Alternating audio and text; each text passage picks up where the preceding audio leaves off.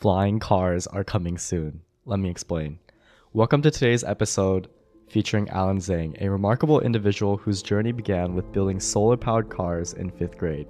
From drone startups to mentoring a 10-year-old in advanced technology, Alan shares insights on business, overcoming challenges, and his passion for mechanical engineering.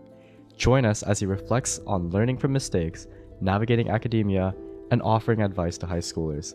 Get ready for an inspiring conversation with a true innovator in drones and entrepreneurship.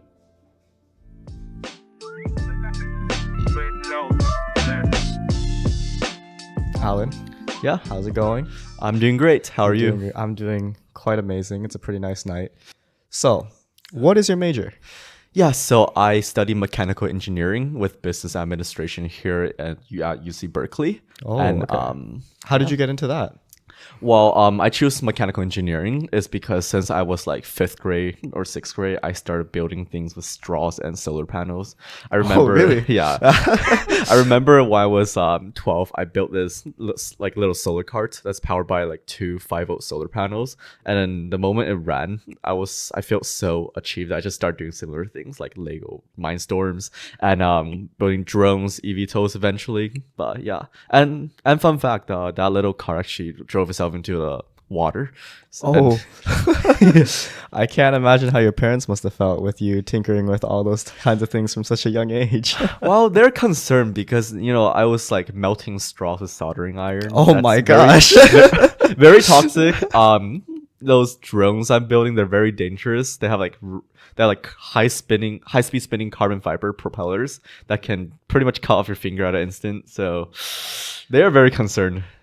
But I am still have all my fingers and I still have my head for now. For now. Yeah. Well, that's so great. So talk to me. What was kind of your upbringing? You told me a little bit about how you built these little cars when you were young.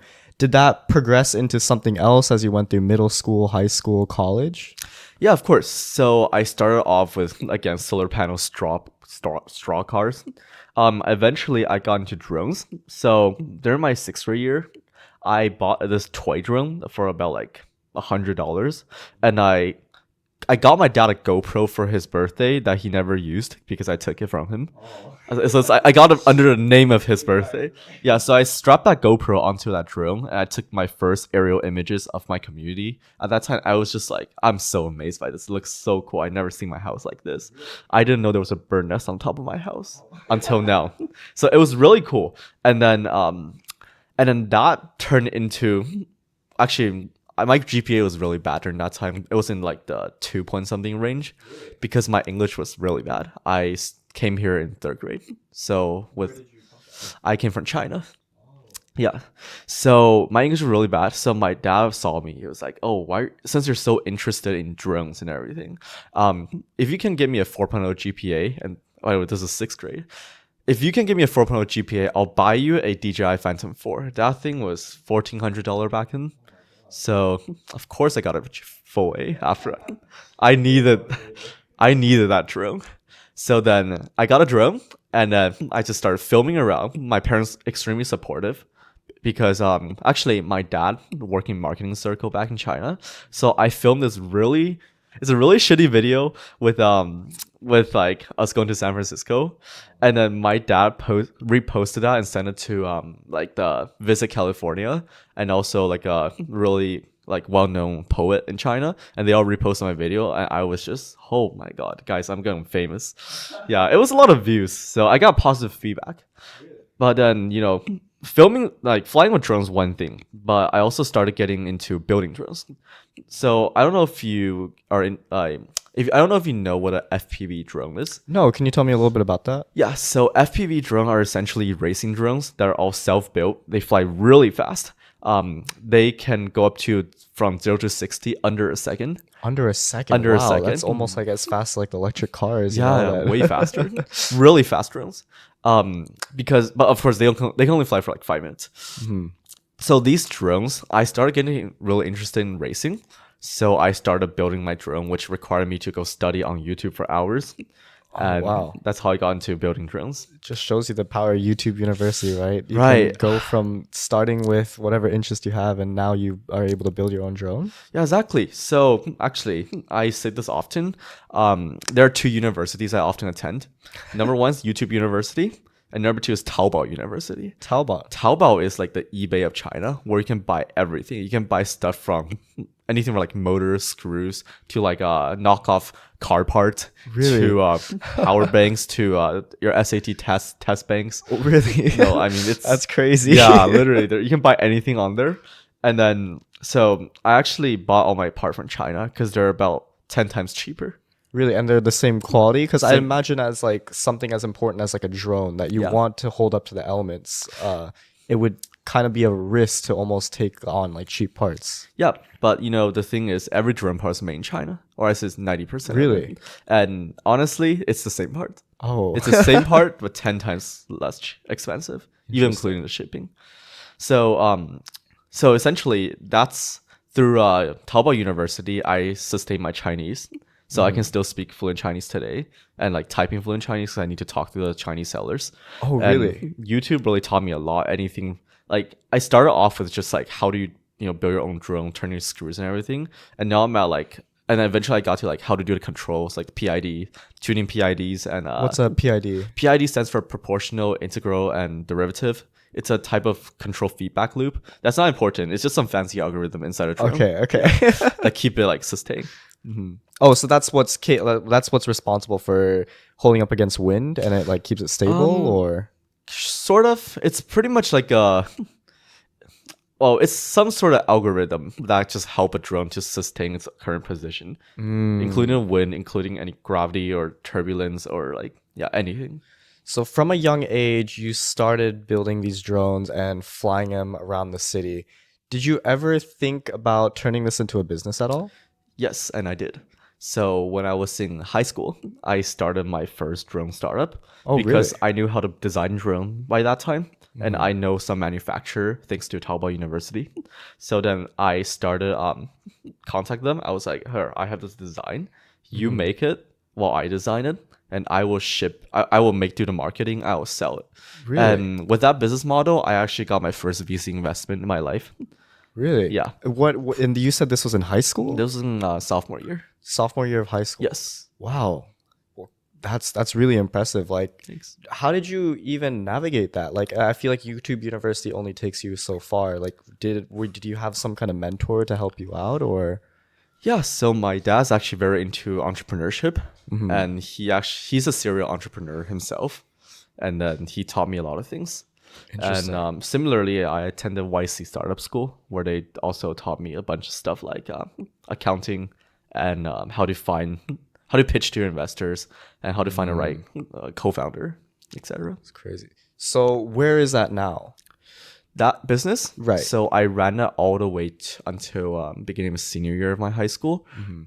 Throughout the process, I gained over 30,000 followers on 3 different social media platforms. Really? So throughout this entire process, you've been like posting it online with. Yeah.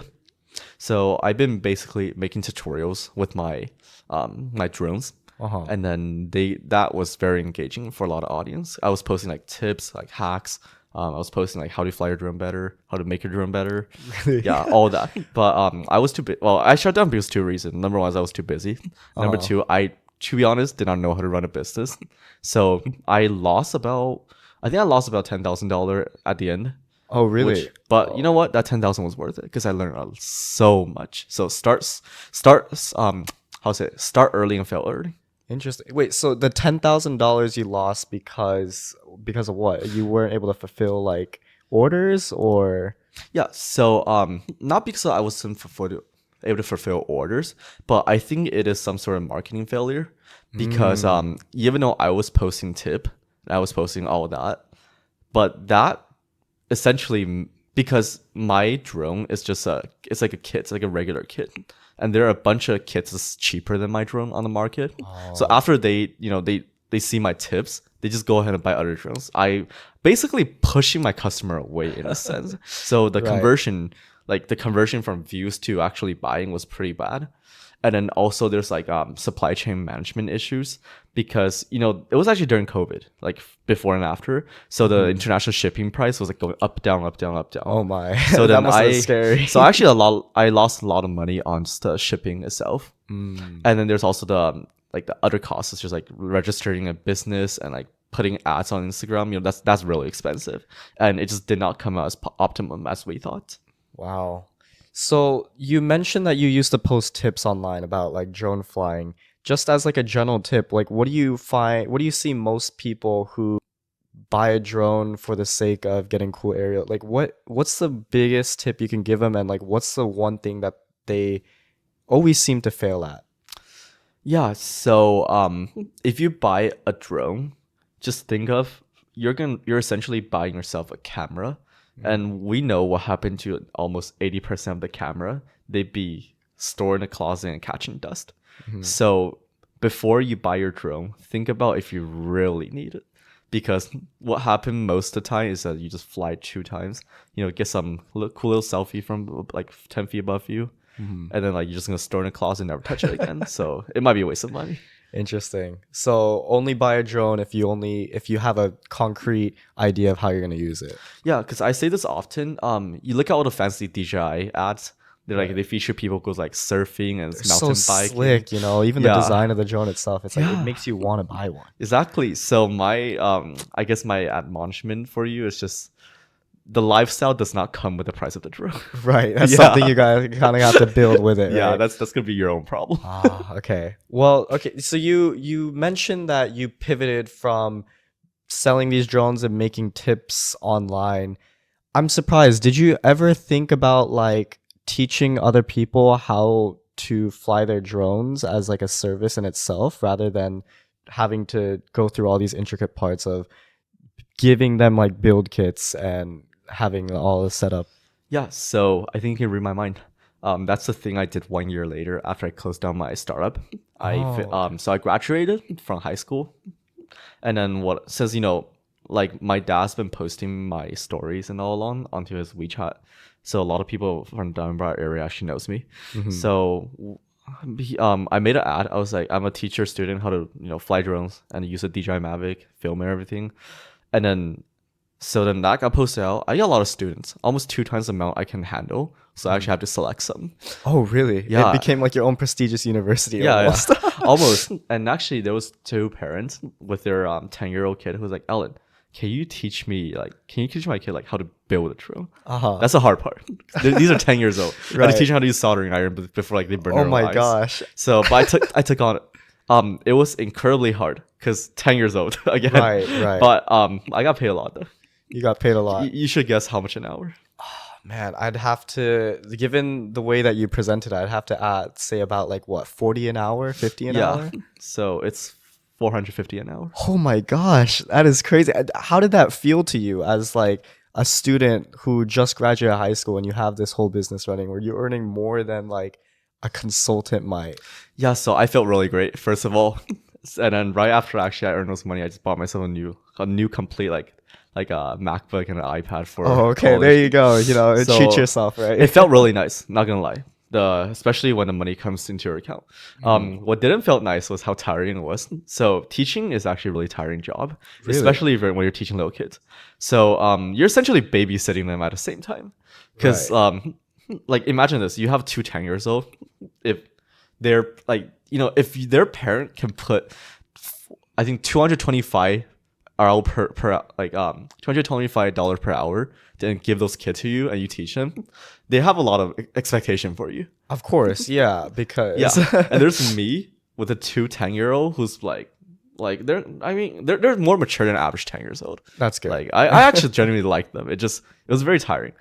Like I put this 2 10 years old and then I have to teach him how to operate this very advanced intricate thing with dangerous equipment such as soldering iron and electric screwdrivers and drones.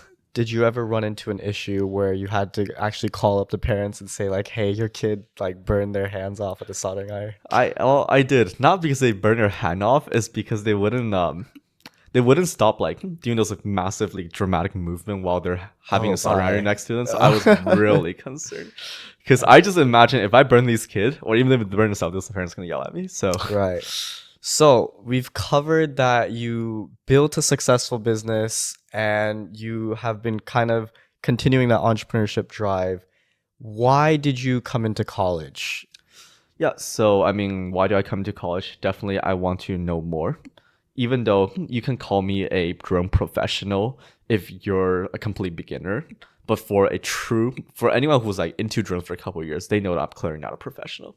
Like I look back on all my other like past drone designs. There's so many problems with them, like structural integrity. Really? There's like lack of software analysis, and there's also like just like awkward propeller placement and all this and that I'm able to see today and not like 2 years ago before I entered this university.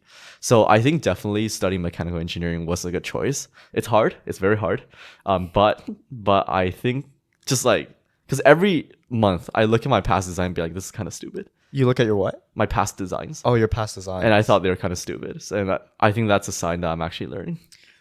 I think that is one way, right? Because you hear all the time from like YouTubers, really successful YouTubers talk about like their first videos and they look back and they're like, oh my gosh, I didn't get the angles right. My storytelling was bad.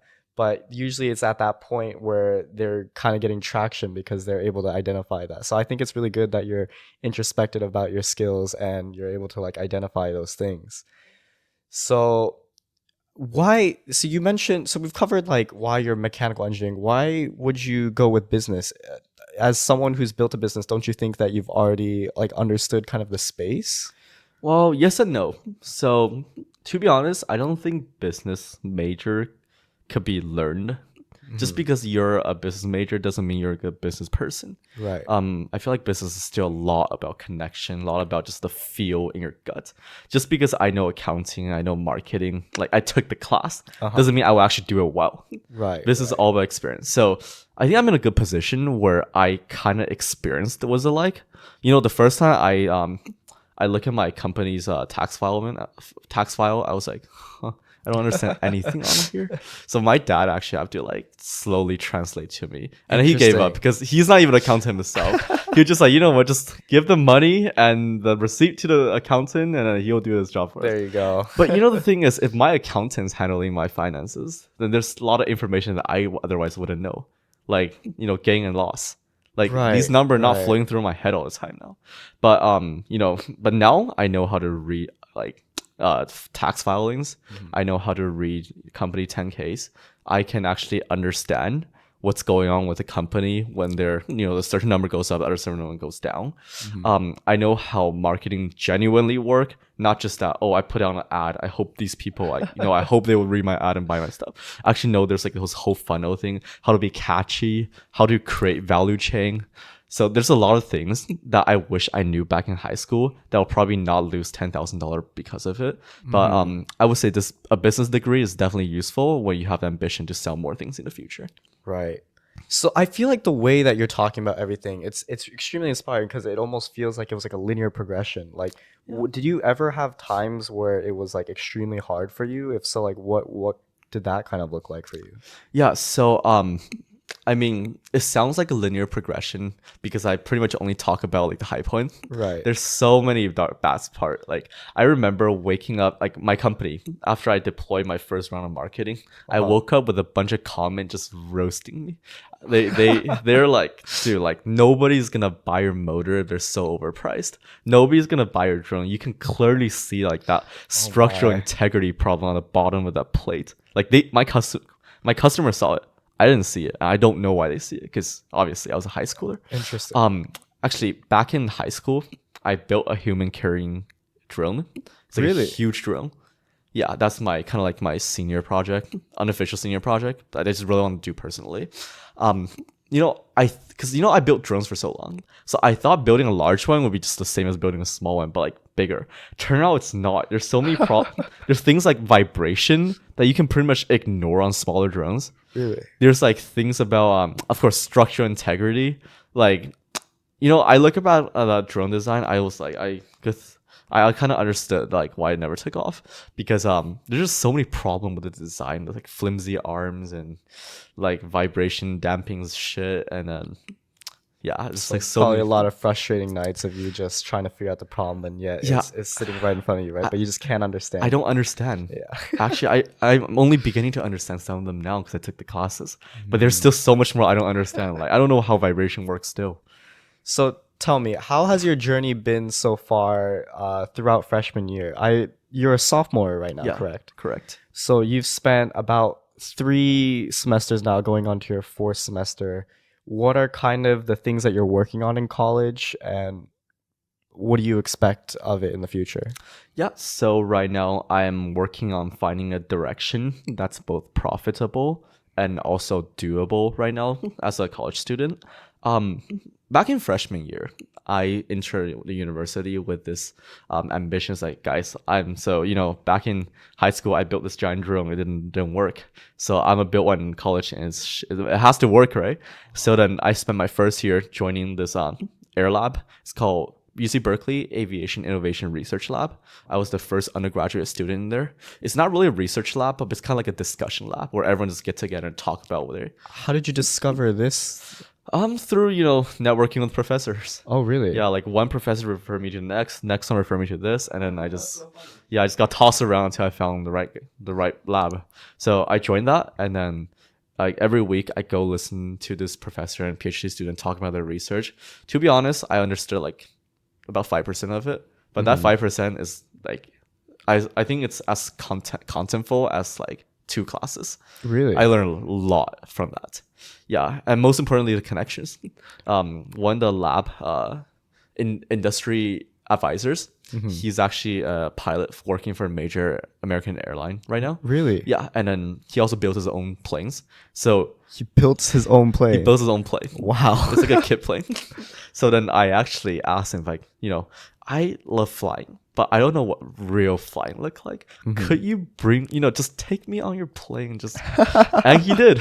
Really? I got a free plane ride around San Francisco, like Bay Area. That's so funny. Cool. I got to experience like 0G because I saw my phone like floating before me. Like it was super cool. It just reminds me of like the power of just asking someone to do something, right? Like you Yeah, wouldn't. exactly. I feel like so many of us just don't find those opportunities because we don't ask for them. But yeah. By not asking, you're losing so much. Because, to that guy, it's not even a burden for him. He flies international flight. Taking me on a 1-hour flight is nothing to him. And also, like, I think he really likes showing off. And I'm definitely became his, listener. He needs he might want an audience, but I really want to experience flying. Well, our value is added up. Now we go do it. So, yeah. So that's what I did for the first semester. I also like network around. I met like the founder of a lot of EVTOL companies and went like going around their manufacturing facility for a tour, all that. So to clarify, you're basically been going through all these semesters with like the focus in mind of you wanting to find some way to fly. Well, sure. I know you mentioned that you worked on this project of a human flying drone in high school, but is that the exact approach you were always focused on, like throughout this progression of like learning? What's like the timeline in terms of like this progression? Let's say like from the start of college. Yeah. Okay, yeah. So I mean, in high school I built that thing. In college, I just really want to build another one again that I will actually work, that will actually fly, that I can actually go on. So that's been kind of like my guiding, point. Right. Like that's right. my end goal. So you've been focused on that goal like ever Yeah. since you came in. Yeah, pretty much. Very cool. It just like there's a lot of things in the process, like visiting people, listening to advice, and quite frankly, I learned so much. Like I feel like, there's a difference between you reading your textbook and you presenting your work to professionals. Textbook is like, oh, you learned it, okay, cool. But the professional, first of all, they're gonna roast the shit out of you. But in those roast, that's like 1 year full of knowledge you need to know that you can just digest afterward. Don't lose $10,000 again, right? Of course. I will probably do that again. Yeah. So you spent all this time learning, and now what's the current position right now with this project? Yeah. So the past summer, I went visiting Xpeng Aero HT. They're the largest EVTOL company in China and in Asia. And then again, through my dad's network, I was able to meet their VP of operation, and eventually their founder. Oh, wow. So I was like, yeah, It's quite convenient. yeah, it's really nice. I really appreciate his help for me. He's been super supportive. Yeah, so then I went there. I saw their flying cars. I was like, you know what? I need to be building something. I came back to Berkeley. I started VTOL at Berkeley, UC Berkeley's first club researching and learning about EVTOLs or flying cars or like urban air mobility and all that. I gathered all my good friends. I was like, guys, let's start a club. So our goal is to eventually build something that will carry a human up into the air. But that's a long way to go. The first semester we were very chaotic. We thought we can do a lot of things with school. Turned out the school wouldn't let us do it. There's so many complications with this bureaucracy. So Really? What are some examples of that? yeah, for example, we want a place to build it and store it. So that would be Richmond Fuel Station. It's like a testing ground for the school's engineering club. But turn out if you want that field, you need to be certified by the School of Engineering, which only occur once a year at the end of the year. You're kidding. And then after that, you had to get on a wait list.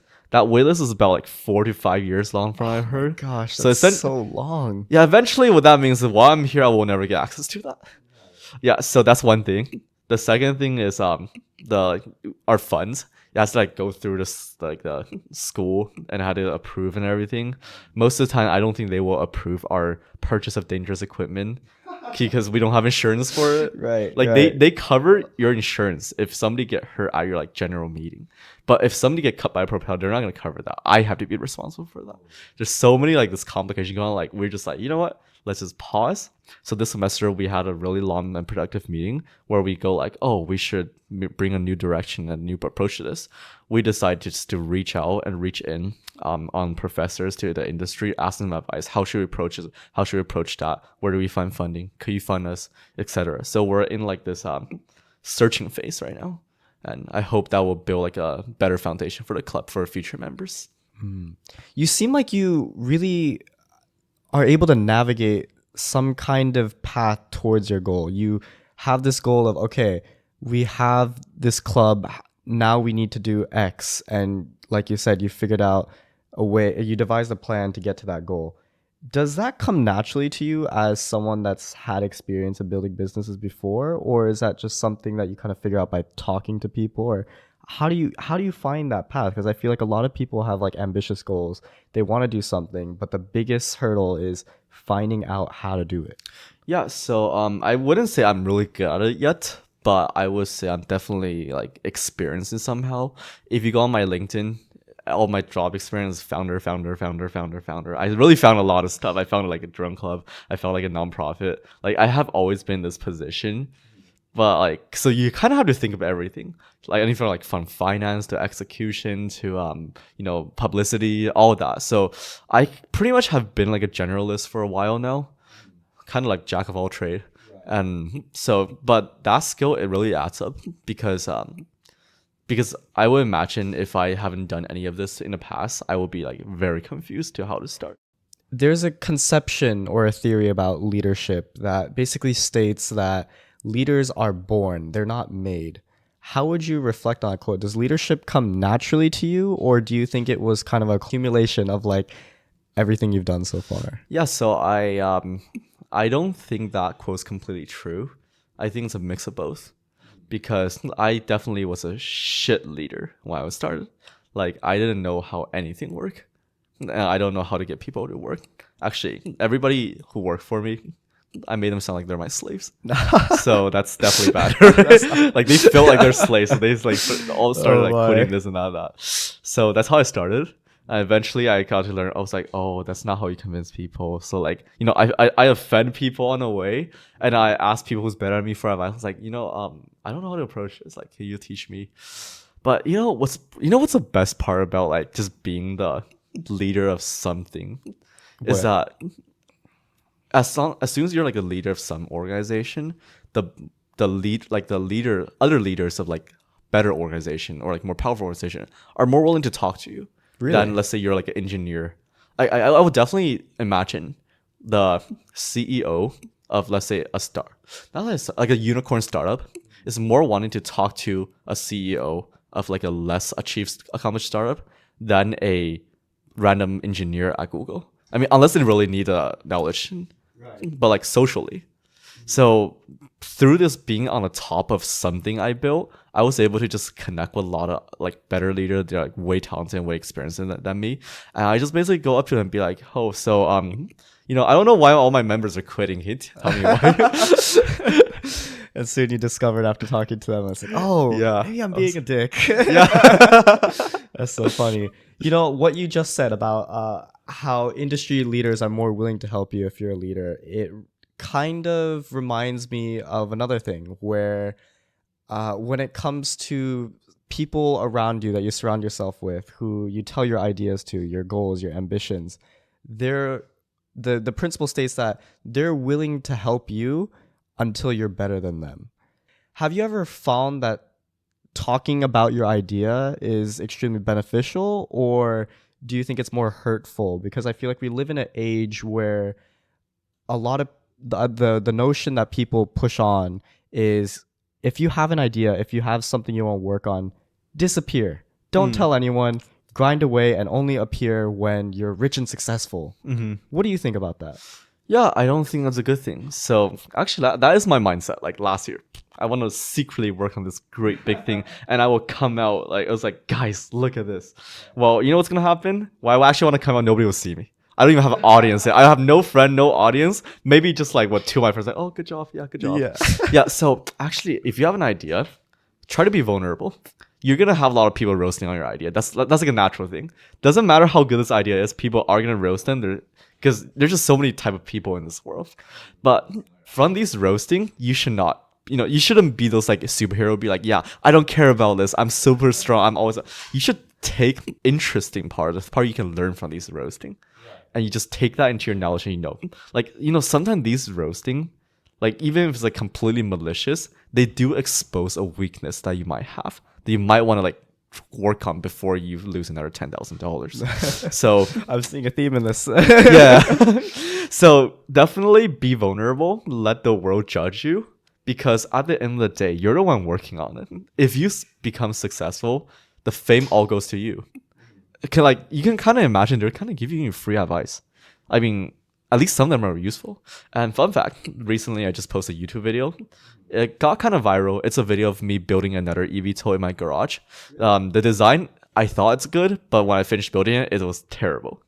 So I posted on YouTube right now. Last time I saw it has, I think, 230,000 views now. So you really blew up. It really blew up. There's like 500 comment. So I read through all the comment, like literally line by line. Some like they're about 70% is like, oh, good job. And then there's like the other 30% like, what the fuck is this? But out of this like distribution, like inside a good job, also inside of what the hell, there are about like 40% of people would genuinely give their advice. I know there's like unprofessional, be like, oh, I think your tubes are too heavy, maybe try PVC pipe. Like, ma'am, I'm using carbon fiber tubes, they're better. But there's also the one that told me, it's like, hey, so like, there's some structural integrity problem because you're using undefined constraints. And like some other one, I literally have one guy emailing, he's like, I work at Boeing for 13 years, now I'm at Whisk, like it's like a third largest eVTOL company. I see a lot of problem with your aircraft, like just visually, so don't fly, call me, I'll get contact with you, I'll tell you how to fix it. And that was just by posting a YouTube video. Yes. Wow. What do you think about those like series you see on TikTok and Instagram, YouTube, of people taking you on the journey of building something? Because what you're talking about is reminding me of that type of thing. It's like just recently I saw on TikTok there was a guy who gained a pretty good following, just day by day 3D printing parts of a giant it was like a gear cube that when attached to a motor, it looks really satisfying. And man, I mean, even I was like engaged with it. I mean, every day I'd check to see it. Did he build it? Did he build it? Did he build it? And he's talking through all the steps and all the problems that he runs into. Is that something that you're interested in, or is that something you follow? Yeah, I do follow a lot of the channels like that, where they're just working on a project. Some really cool project. Like I think I see people build like RC airplanes with just like compressed air. Wow, really? Yeah, that's definitely an interesting video. So yeah, I do follow a lot of them. And is that something like you're trying to replicate? Yes and no, because last night I had a really long thinking process of what is my natural characteristic, and I decided I'm not really a true engineer. Really? Why Yeah. do you say that? Because I'm too emotional. Sometimes my emotion will bypass my what's it called, wiseness to like not do something. So the thing is, I was looking at all like my personal like pros and cons, like my good stuff and bad stuff. I was like, wait, hold up, I'm not really an engineer if you think about it. If I'm really an engineer, I would take this project so seriously. I'll calculate every single bit of like detail. I didn't do that. I pretty much just like draw something that kind of looked like it worked, and it worked. It's like instinctive. The instinct kind of worked, but not fully. But what I realized is that what I'm truly good at is to tell a story. I build this drone and I make this video that I spend a lot of time editing. You know, like I even like I spend a lot of time picking music. Really? I spend a lot of time like, you know, like testing different pace. You're really like going into high production, like, or you're going to nitty gritty of like creating the most ideal like story. Yeah, exactly. And you know, I think it worked this time because my real like what I'm really good at is to make these like sort of emotion and inspirational video that kind of like add engineering because like my video, I didn't talk about a single detail on my engineering. It's just like, look, I built this. Here's my time lapse. Here's a beautiful like B-roll of my 3D printer printing. And at the end, it didn't work, but I'm still gonna keep going. That's like I just pretty much made an inspirational video, and you know that got a lot of people's attention, especially these attention I need, the professionals. I need these attention. And that's the beauty of content creation, right? Yeah. If you choose a niche and some kind of audience, then naturally like the people in that area will gravitate towards you. So it only like accelerates your progression even more. Exactly. So back to your first point, should you be in a secret hideout? Unless you're making some, you know, crime against humanity, probably not. That's funny. Yeah, there's definitely a lot of those. Well, very cool. So aside from drones and aside from school, like, do you have any other hobbies that you indulge in? Yeah. Well, I really like music. I've been playing the clarinet since 5th grade. I've been like in the orchestra ever since. Right now I don't have time, but I still find sometimes to like just like play songs I enjoy listening to on the piano. I also really like photography. So, because I mean, that's where I kind of get my video making skill from. Yeah, I really like taking photos, and yeah, I mean, these things make me relax, and so I just, so yeah. I forgot to bring up this point earlier, but you mentioned that during your explanation about growing an audience and how you think you're a fake engineer. So with these hobbies, is there something similar to that you've identified where it's like on the surface level or maybe like even at a deeper level, something about it is extremely fun to you, but as you go really deep, there's some nitty-gritty things that you just don't enjoy. You stay away from. Definitely. So, I mean, I've been, you know, talking to a lot of professors and then like listen to their advice. Their advice is great, and I will take them because they are experienced. But the thing is, that also made me not want to go to academia because I've been seeing all their work. They spend a lot of time just, you know, doing research and writing paper. I mean, I believe a lot of people that might be a good thing for them, but in the academia, it's all about like, you know, validation and like questioning and skepticism, and that's just not something that I think I will personally thrive in. You're more driven towards just being able to fly people. Yeah, I mean, this is why I ended up studying business, because I really like this process of, you know, just go out there and convince people that you'll be the next great thing. Right. Like, right. not saying I will, maybe I will, but like the process is just so much more enjoyable. Yeah. Man, I forgot what book I read this from, but I heard some advice about the most successful businesses.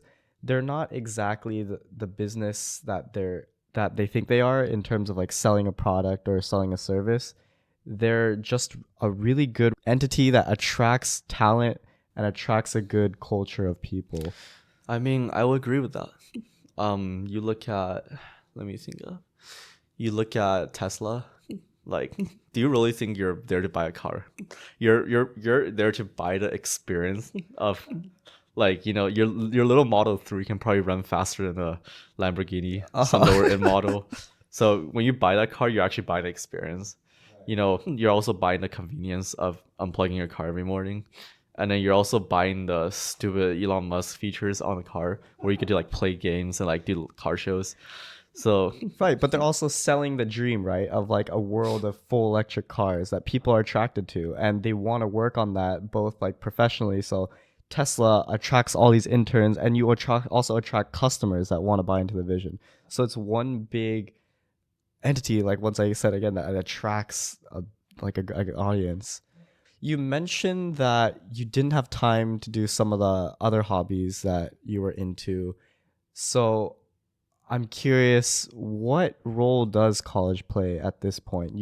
I know you spoke a little bit about it, like with mechanical engineering and how it's helping you uh, design your drones better, and the business side helping you understand business principles more. But at what point do you think you're going to step away? step away from like college or Academia, yeah. Or is that not something that you're thinking about at all? well, I'm looking forward to like graduating, finishing my bachelor's so I get all the fundamental knowledge of a mechanical engineer and probably business.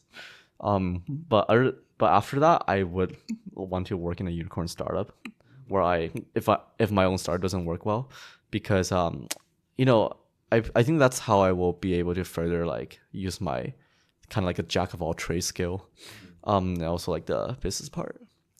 So yeah, that's pretty much what I'm planning to do. Interesting. So what would you advise like high schoolers who don't really understand like the college landscape as much? I'm sure you remember the time when you were applying to college and you were trying to research everything but didn't really quite understand this kind of life. What would you recommend that they do to have the most success in whatever they choose to do?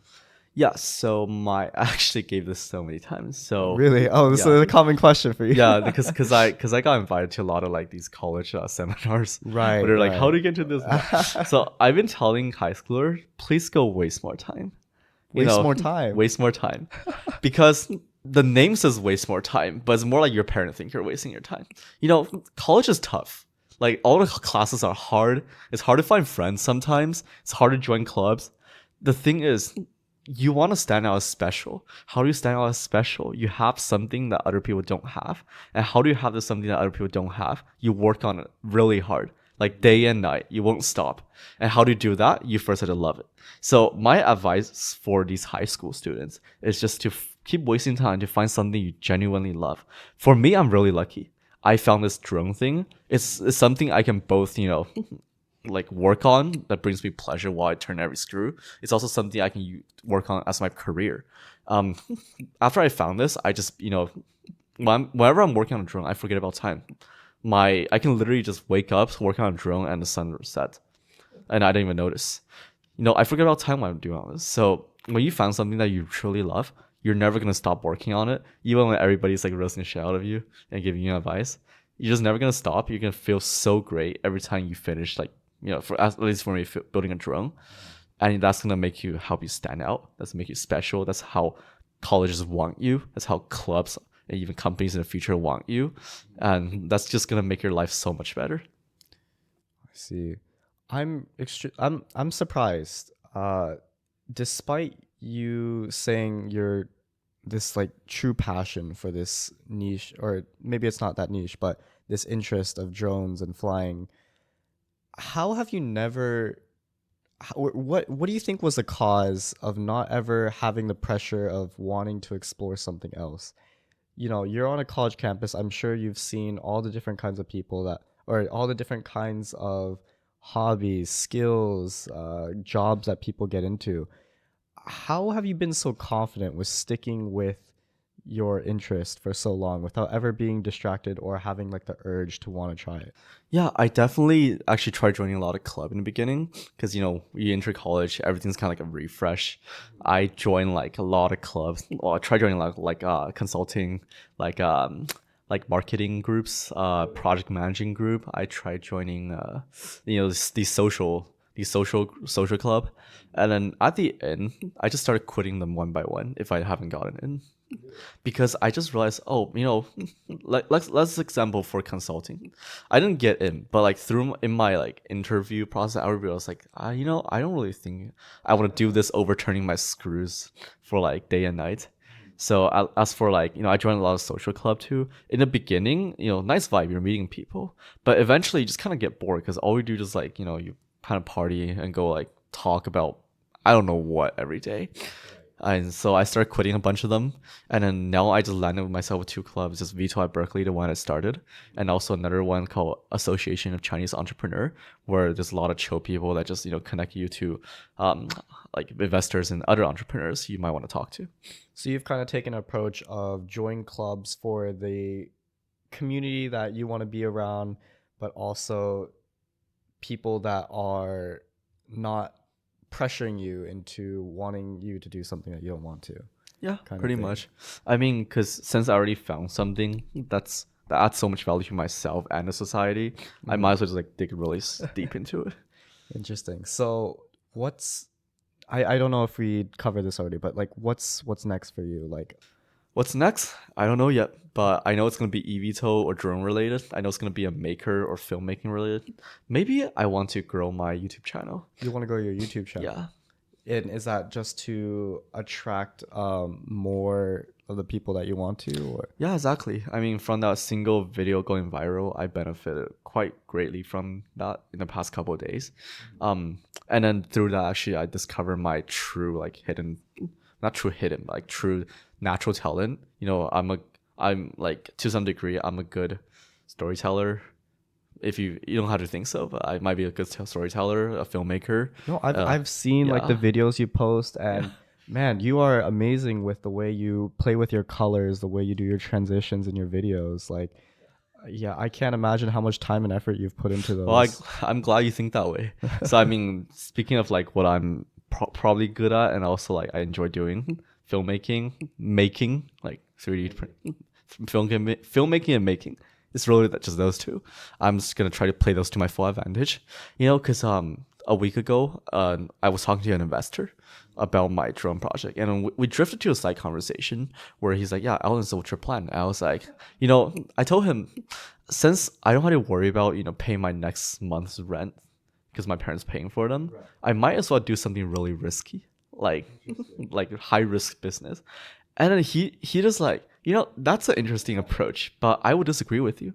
He told me that before your parents have to pay, like before you had to start worrying about paying your next rent, you need to figure out how to pay your next rent when your parents stop.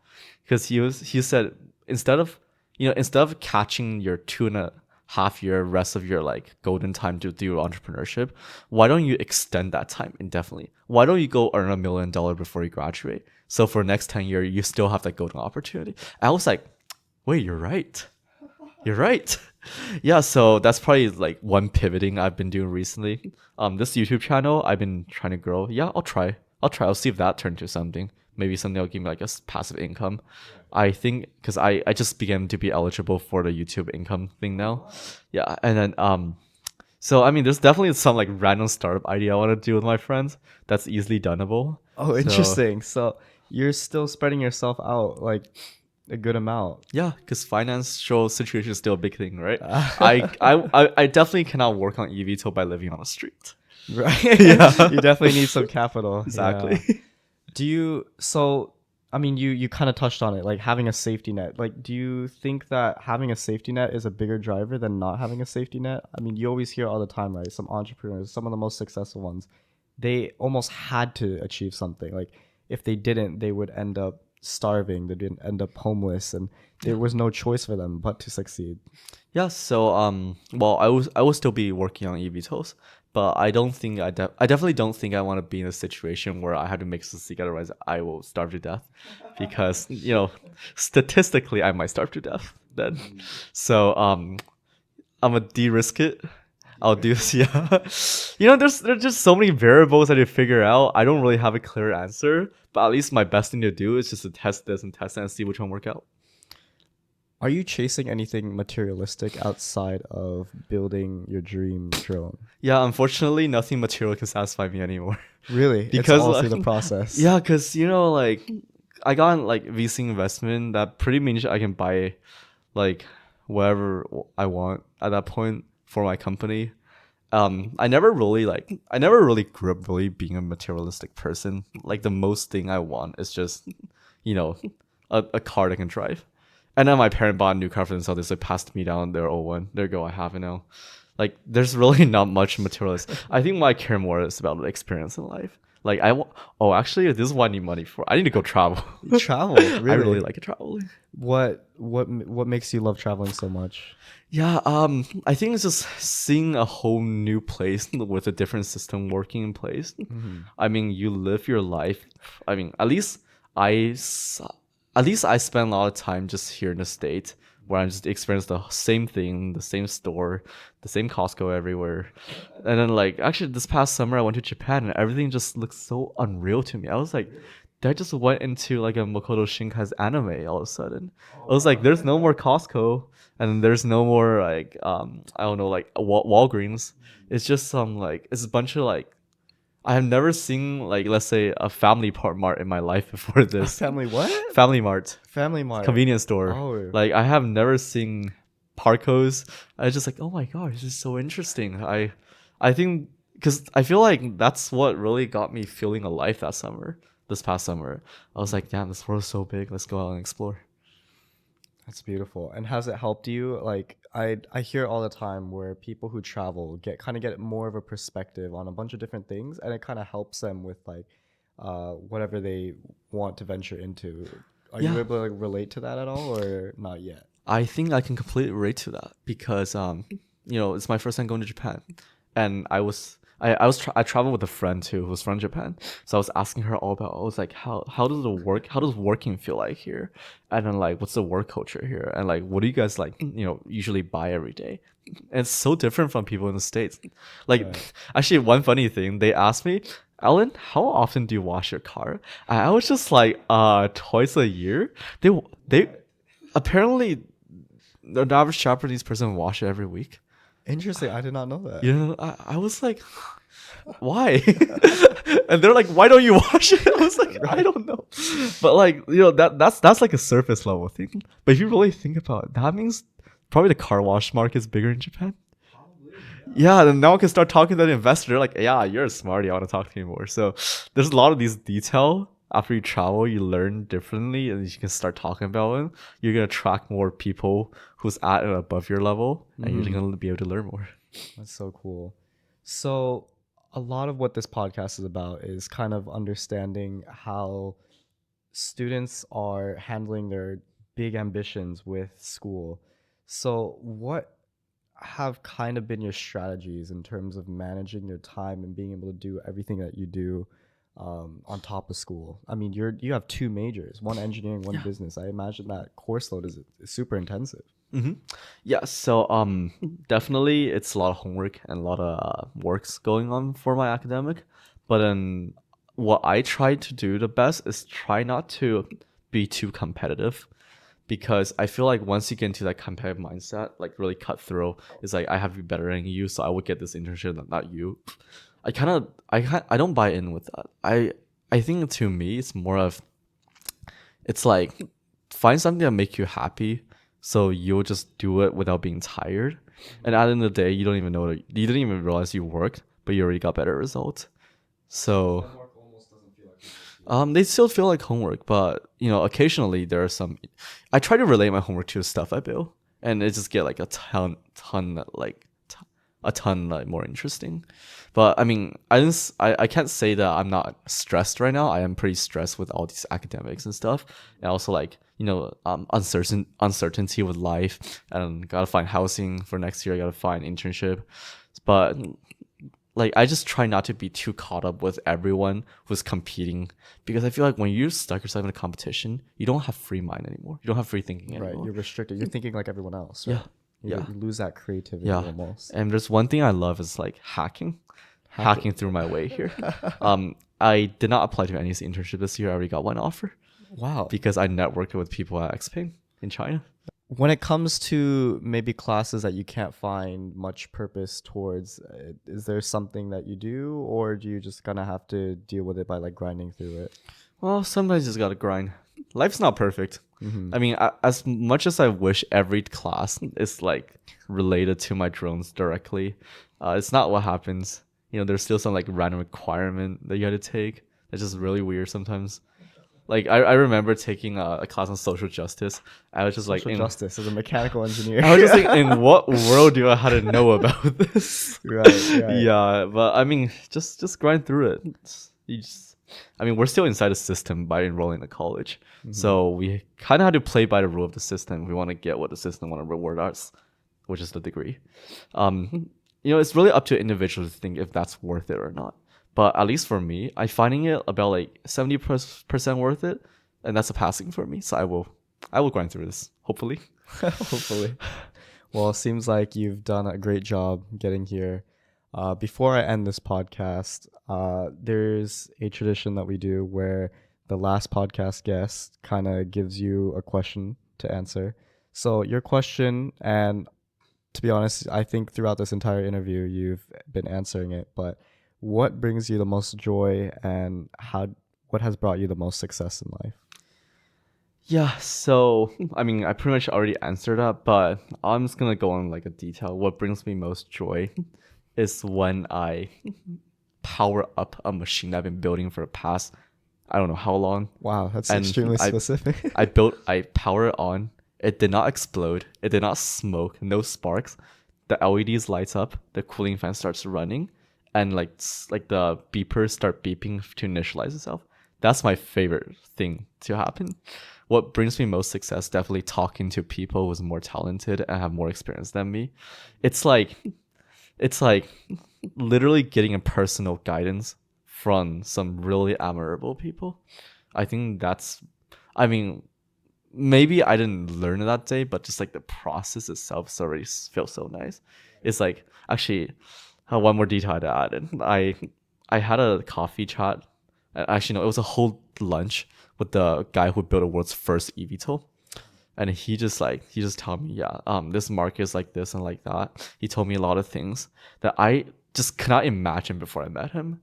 And after that day, I felt like a semi-expert. I was like, yeah, you know, EVTOL market, something, regulation, this and then that does exist. So it's a lot of things like he taught me. So that definitely brought me the most success. And do you leverage those kinds of connections through being, like you said, a leader, or is it more of like just as a curious student, naive student? You know, both, a little bit of both. It's like, both. cause like I asked them for answers. They're spending time with me. I try my best to give them value too. So I was like, I'm a leader of this club on campus. You want to be a guest speaker? I can bring your company a lot more future talented people. Like, well, that's super cool. And I hope this podcast kind of reaches the right audience for you. Where can people find you? yeah, so I would say the best thing right now is to find me on my YouTube channel. Just search up Alan Zhang, AlanZhang. The first result will be me. I can confirm that. It's a guy with the long hair holding a little RC plane in his hand. That's my profile picture. Just comment on any of my video. I will actually read through every single of them. There you go. Yeah. If you ever want to reach him, just comment on his YouTube video. Yeah, help me boost it up too. I actually read through every of them. So we have a closing tradition where we want you to ask the next guest a question without you knowing who it is. So what would that question be? that question will be, what is something you have done that you can forget about time on? That's deep. Yeah. Something that you work on, you're so into it that you forget about time. What's that one thing for you? Well, all right. I'll be sure to pass that along. Thank you so much for coming on today and giving your story. I feel inspired myself, and I hope others do too as well. No problem. I love your podcast setup, and you're a great podcast host. Thank you so much. You're someone to learn from. Hopefully. Yeah.